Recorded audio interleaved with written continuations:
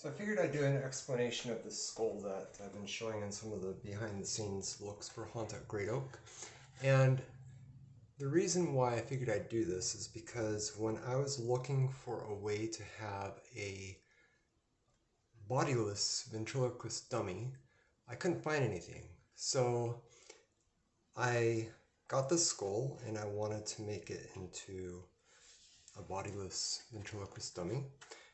And what you would need if you wanted to do this on your own is you would need a skull that has screws on the sides.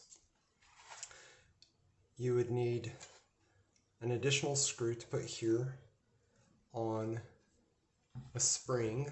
The spring that I used is 1 inch from this end to this end. So what you see right here. And then the diameter around it is 1/4 of an inch. And what I did is I attached it from right here to go through and back to here. And then what I did from there is I got shoe lace, and this one is 54 inches. I drilled a hole on each side where I wanted the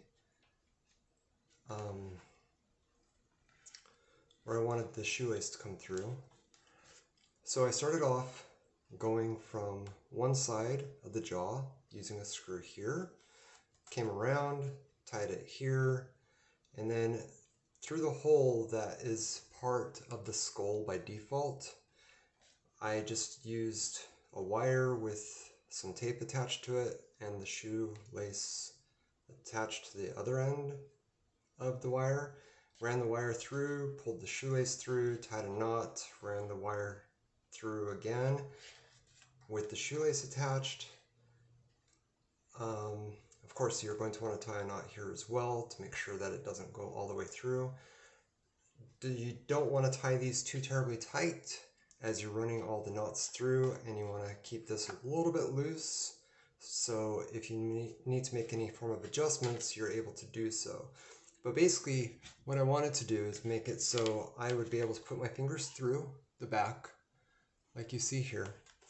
And then you can hold on to the string using your finger, and then you have full control of making it into a ventriloquist type of dummy. You can either do it with your fingers going down, or whichever method you would like to use. So from there, you're able to just control it like you would any other ventriloquist dummy that has a body, just by pulling the two strings together basically, and then you can make it talk. So that's basically a behind the scenes look at how I made this skull. So go make something.